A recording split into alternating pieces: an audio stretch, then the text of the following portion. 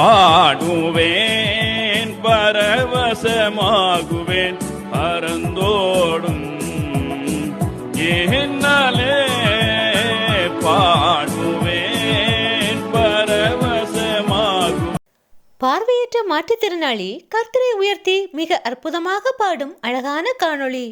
கிறிஸ்துவுக்குள் அன்பானவர்களே, கிறிஸ்தவர்களால் நன்கு அறியப்பட்ட பாடுவேன் பரவசமாகுவேன் என்ற அருமையான கிறிஸ்தவ பாடலை பார்வையற்ற மாற்றுத்திறனாளி ஒருவர் மிக அழகாக பாடும் காணொளி ஒன்று சமூக வலைதளங்களில் வைரலாகி நம் அனைவரையும் கவர வைக்கிறது. அலைகட தடுத்து நடுவழி விழுத்து